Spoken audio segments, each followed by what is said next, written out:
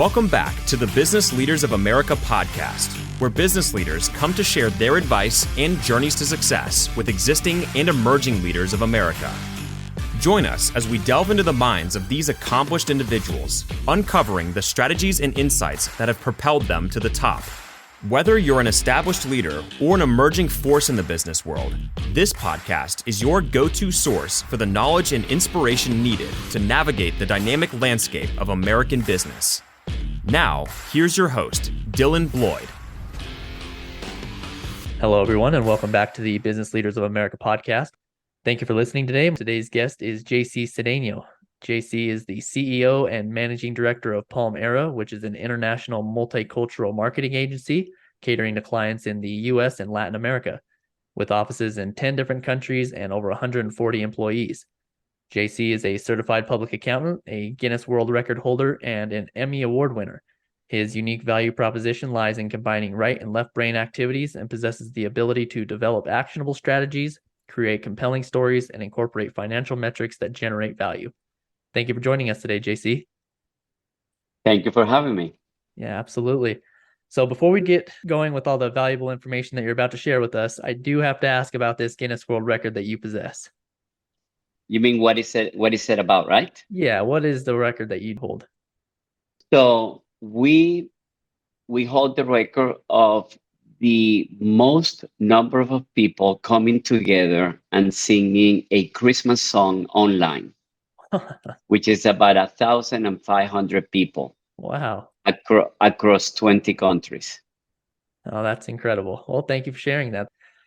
All right. So if you could please give us a brief background on yourself and how you got to where you are today. More than happy. So I actually went to undergrad school at University of Tennessee.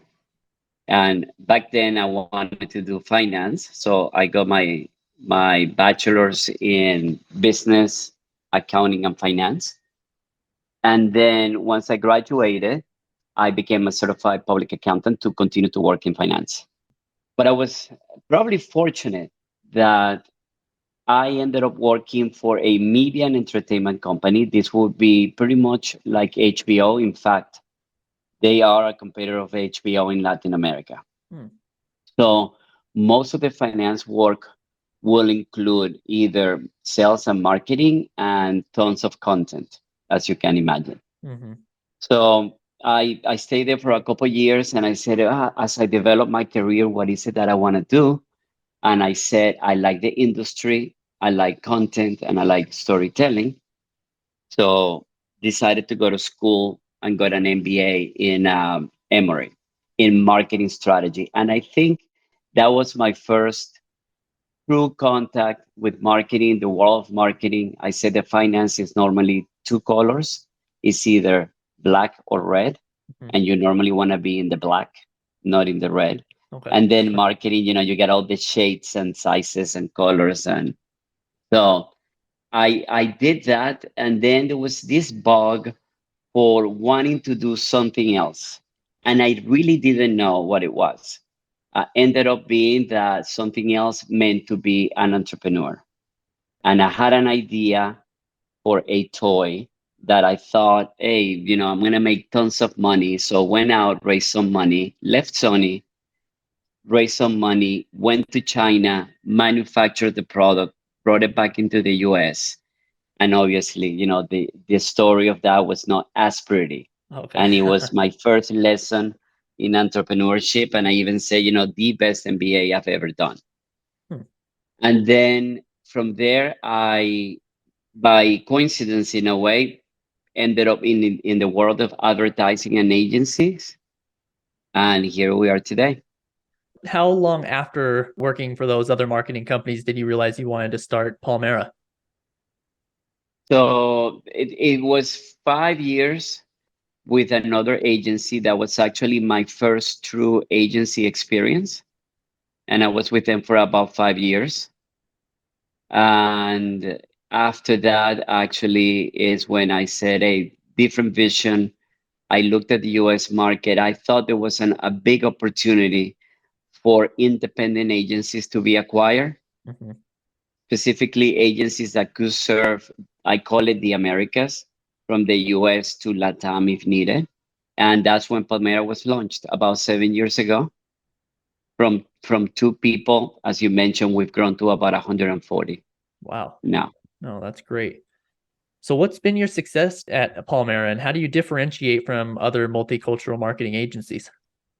So I think this is true. I think this is true for all, or it should be true for most marketing agencies, but it's definitely true for us. The finance, even though that's not what I do anymore, continues to be part of the DNA. Every time we engage with a new client, this is my thinking, which is the old CFO kind of thinking. If they're gonna give me a buck to do a campaign for them, they want $1 plus something more in return, Mm-hmm. right? Which is what we know as return on investment. Right. And we do mean it. So we keep that as a top of mind. So for most of the clients that we have, they value that we look at metrics. We say that marketing is only a tool to achieve a goal. In this case, in most cases, increasing revenue. And we want to make sure that the tools are being utilized in the best way that we can to maximize return on investment.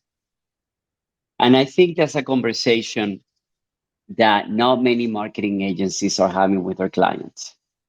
So I'll say that is one.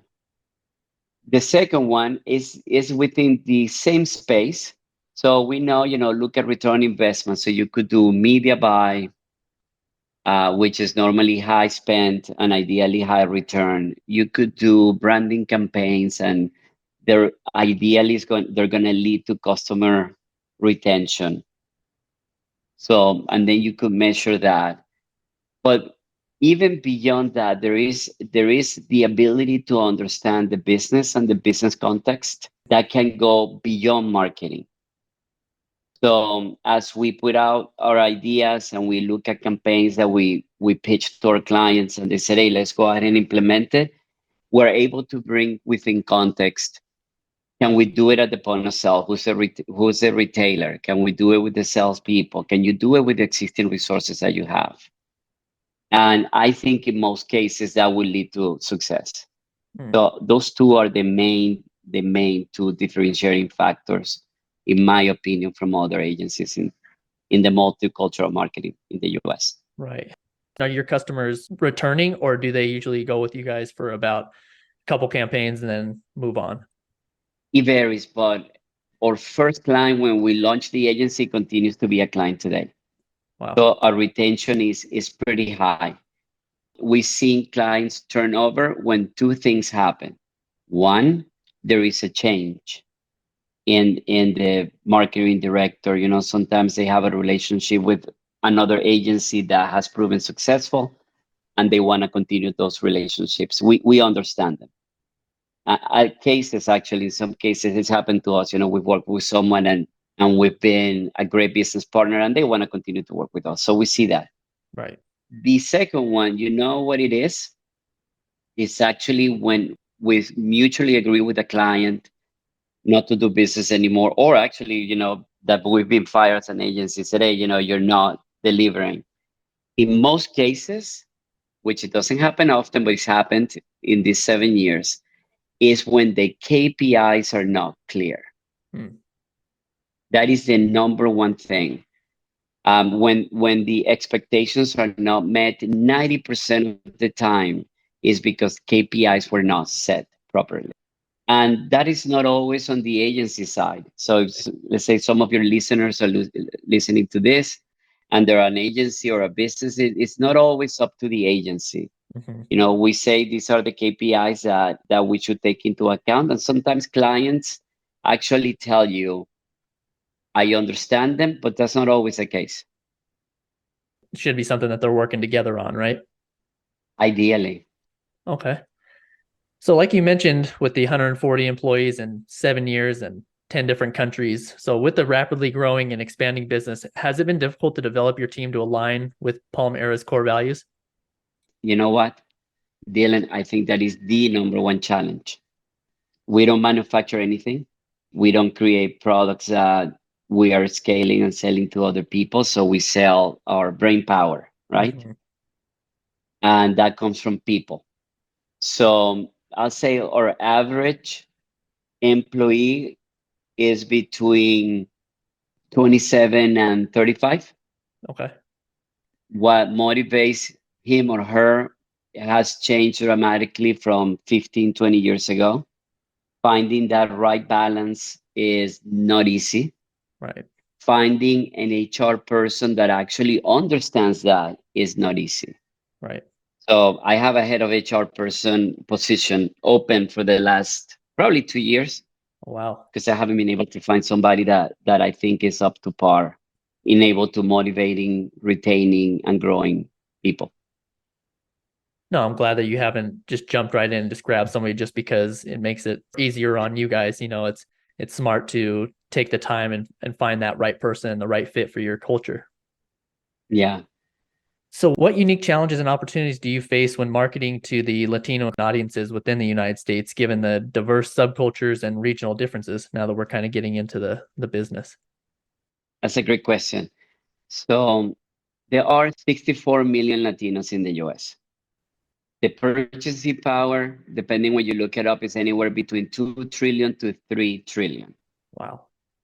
When you look at Latin America, as I mentioned, 20 different countries. I'm not including Spain, so throw Spain in there. The largest by far is Mexico, right? Mm-hmm. So you will have some cultural differences as you look at as Latinos. So some of those that are very significant will be Mexico in terms of behavior and preferences. Then I can go all the way down to Argentina. Talking about Latinos in general, you have Brazil, Puerto Rico, and then anybody in between, Colombians, Venezuelans, Chileans, everybody else. Mm-hmm. So if you think that's, and each person that navigates the US and have wants and needs, is you have all the mix of variables that affects them. Socioeconomics, education, gender, sexual preference, orientation. But on top of that, you have language. So some of those 64 million that I mentioned, they will prefer to communicate in Spanish. Okay. Another segment will prefer to communicate in English or they're English dominant. And then some of them in between that may be bilingual. Gotcha. So that in itself is a challenge. So as we segment audiences, you need to say, okay, where are they located? What is the preference on language? Which country are they coming from? Plus all the other variables. So that's one of them. And the right answer is, when do you know when to target to one specific target or another target? It will depend on the product that you're marketing. Okay. So target definition is very, very important, as opposed to, let's say, general market, that we may go a little bit broader when defining a target. I'll say in the Latino multicultural, it becomes more of niche audiences. So Mm-hmm. having the ability to identify where are those audiences and what is their behavior is key. Gotcha. How long does it take to develop those niche markets? And when you guys start working with those businesses who are looking for those campaigns, how long does it take for you guys to really develop and know where to put those campaigns towards? Because it again, it will depend on the vertical that we're talking about, but because we are experienced, we tend to have a general idea. If you look at the US and demographics, there's some states that are the usual suspects. So Mhm. you have Southern California, Texas, right? South Florida, and I mean Miami. Mhm. So there's a significant Latino population here. Then you got some of the newcomers, Tennessee, North Carolina, Georgia, that sometimes people don't pay attention. Then you have, Chicago, so on and so forth. So we have an idea where we're gonna kick off a campaign. Now, optimizing the campaign. So now once we create those audiences and we say this is the niche, it probably will take us 90 days to fine tune 90 days. about. Okay. So what type of market research and data analysis are most valuable for understanding the Latino market? If we currently have a client that we just onboarded, for this particular client, retail is very important. mass retail. So Walmart and Target specifically. So there is data. I mean, there is general data on the Latino population. They had it, we reviewed it with them, but we wanted to get down to now the specific behavior, barriers and drivers for purchasing at these two retailers. So this is not unusual that we tell them, let's go ahead and build a buyer persona and understand why are they buying, when are they buying, which media is influencing them for the decision. Are they the ultimate decision maker? Is somebody else involved in the decision of purchasing a product? So we run surveys, and we tend to do it very close to the point of sale, wherever they transact. And then we go a little bit deeper and we have one-on-one interviews. Okay. If there is a company out there and they say, hey, what kind of research can we do? Other than desk research, after that, probably build up a strong buyer persona, and that should carry you over at least for a good time. Gotcha. So how does the dynamics work at your place of business? Is it that when you guys get a customer, does one person go after it, or do you have multiple people working on different things for that campaign? Probably depends on the size of the campaign, I'm guessing, right? Correct. But that's a great question, actually. It is, when you asked about differentiation, this may be the third one that I didn't mention. But remember that I mentioned that actually most of my background comes from corporate and working for corporations. So when I stepped into the agency world, the setup is slightly different. Agencies are normally set up by accounts. Okay. We decided to keep more of that corporate structure. That means verticals. Gotcha. So we have a group of folks that all they do is market research, and that's a business unit. And then we have other folks that do creation, and that's or ideation, and that's another group. We have one of the largest groups. They do social media because it tends to be labor intensive. Then post-production of content, you got media buying, you got event. Each of these different verticals are a business unit. Depending on the campaign, these teams will come in. So we use cross-functional teams, and each of these groups will be an expert on their vertical, and that's how we guarantee that at least that we put our best foot forward when creating and executing these campaigns. Right. Well, it sounds like the strategy is obviously working for you guys. So you guys are doing a great job.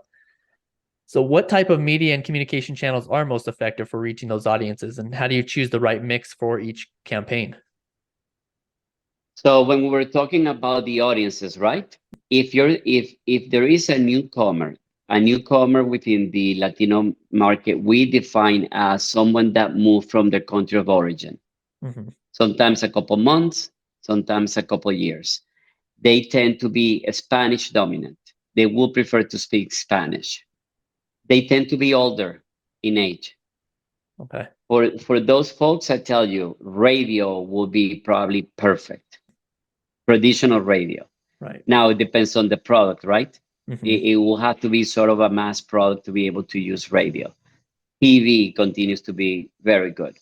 Now, let's say now you're targeting the sons and daughters of actually those first generation, which is a second generation, I guess, within the US. Probably they're going to be English dominant, and some of the medium that you're going to use are what we know. Let's say Spotify, if we're talking about music, or Reddit. It really depends on what product we're selling. So it wouldn't be too different from general market in terms of the media. One that is not popular in the US, and I don't know if you have it, so let me ask you, do you have WhatsApp?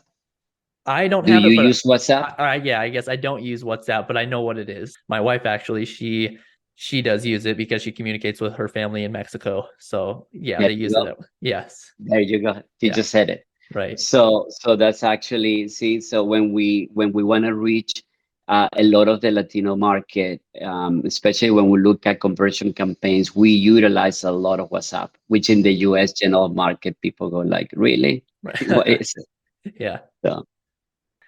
So you did mention that you have a background in storytelling early on in this. So how important is storytelling in your marketing efforts, and how do you incorporate the rich culture narratives of these communities into your campaigns? I think that's probably the most important part. And sometimes prospect clients don't really realize it. Mm-hmm. Let's say, hey, let's do the media, let's do the radio. I mean, all that is fine, but truth of the matter is that either the Latino market or the general audiences, I mean, we're being bombarded with ads. Would you agree? Oh, absolutely. Social, billboard, out of home. So how do you get the attention of those folks, right?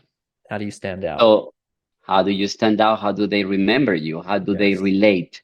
So this is where cultural relevance plays a huge factor. So we in content, just because we truly love content, I mentioned that earlier, we came up with a format that is ours. That we said, we know we're gonna get some brands, but we're gonna fund it just because we want to do it.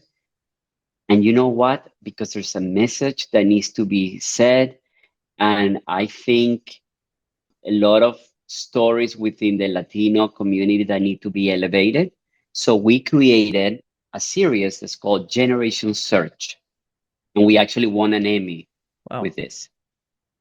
So it tells the story of second and third generation Americans whose parents, grandparents come from another country. And how do they embark in a search for self-discovery? In doing so, they're gonna go and visit the country of ancestry of the father, grandfather, mother for the first time in their lives. First time. Nice. Yeah. Trying to understand what is the food, the people, the music, the context, and ideally uniting with family relatives that they never met before. So first edition, the person, his name is Joel. He was born in Washington, D.C. His mother is from Guatemala. Okay. Now, you go to Joel when I met him. Joel, you speak Spanish? No, I don't. Like, mucho poquito. He said 3 words. Right. Yeah. Okay. Are you Latino? Yes, I am. I am Guatemalan. And then I said, okay. So when it comes to Guatemalan food, what do you eat? And he was actually doing this. They call them pupusas, right? But Yep. he called it tortilla, and he was actually using a product that Venezuelans use. Oh, wow. So to make it, somebody from Guatemala would say, no, what are you doing? Don't touch it. That's not from Guatemala. That's how you make it. But for him, this desire, which actually goes with the millennial generation, this desire of identity, connection, belonging, extremely important. So even though you may market a product in the US and Joel would respond to general market, it could be the same message. He will probably buy it no matter what. He's fully bilingual. I mean, by all accounts, he's American, right? Right. But the Hispanic cultural relevance is so big for him that he would have responded and remember those storytelling or ads or videos much more if there would have been a cultural connection. Mm-hmm. So hopefully I'm explaining myself clearly. No, you are definitely. But being able to connect on the basis of heritage, storytelling, call it specific celebrations that may happen back in some of the countries in Latin America, or even utilizing Spanglish will make brands and messages stand out for sure. Gotcha. Does your team utilize AI at all, like the ChatGPT, to help understanding those cultural areas or with storytelling? Wow. Let me tell you, actually, that would be a complete different podcast because there's so much to say about, it is amazing. The true answer is no. Okay. And I'll just throw it in there because I'm passionate about it. This has been our experience so far. Do we use it and continue to use it? Yes, just as a means to increase productivity. Gotcha. But today, as you and I are speaking here, is not replacing creativity, true creativity is not replacing the generation of insights, Right. right? As of now, probably will evolve, I'm Mhm. sure, and they may not be the case in the future. But today, no, we don't use it. We don't use it in the creative process. Once either we have a consumer insight, once we understand the market, we may validate a few things using AI, or we may use it to increase productivity, but Mhm. no more than that. I think that's important too, because like you said, it's evolving, but at the same time, we have to be the creative mind behind it. So it's going to be a while before it gets to that point, if it even does get to that point. Now, Yeah, and it's true creativeness from your team, and I'm sure that businesses appreciate that. completely. I mean, the best campaigns, I mean, other than whether you're using a celebrity or something else, Mhm. the best campaigns that I've seen are campaigns that are founded in a very strong creative, insight rather approach. You understand something about the target that makes them tick, Mhm. that makes that the entire difference. So Right. Oh, well, thank you for that. What advice would you give to current and future business leaders of America that are either looking to become leaders or better leaders within their organizations? I'm gonna tell you sort of a joke, lightly, but it came to mind, so I'm gonna tell you. Don't become a leader, just follow. Right. I'm telling you. And the reason for that is that it really is hard work. When some of our folks within the agency, they tell us, hey, one day I want to have, my own agency. And by the way, I didn't tell you, but our model value creation, and because I came from corporate and I really wanted to become an entrepreneur, we actually have made some of our employees partners in the agency. Oh, wow. So there are people that they own stock in our Mexico office, Guatemala office. We're gonna open up the US pretty soon to some of them as well, because we know that's a dream for a lot of people. Mhm. And when they tell me, hey, I probably want to have my own agency, I tell them sometimes really think about it, because this is what's going to happen. You're going to have to pay somebody their salary and you may not get paid. Mhm. And you have to be okay with that. You may fall 1 month behind on your mortgage, actually 2 months, which actually happened to me when I launched this agency. We had a big project. Actually, it was for the Guinness record. Mm. For that, the song that we used was Feliz Navidad, Jose Feliciano. You're familiar, right? Yes, yes. Okay. So we have people singing little strips of that song, and that's how, then we stitch them all together. And the final video lasted about 5 hours Oh, of wow. everybody singing Feliz Navidad over and over and over and over and over, right? But when that happened, we had to make a payment up front, and the client would not pay until we deliver the work. So you know what? You had to borrow money. So it's hard work. So that's the first one. Unless you have an amazing idea, and obviously creating an agency is not groundbreaking, right? It's an agency, it's a market, is highly competitive. Mhm. So unless you have a groundbreaking idea or you have a lot of money, this is my advice. Do the work. Be ready to work long hours because it will be your greatest asset. So that is one. The second one, understand the financials and the business. I think for many entrepreneurs, including me, it's about a dream. So you have an idea, you want to make it a reality. And sometimes we lose track that in most cases, there is a business component. So keep that in mind.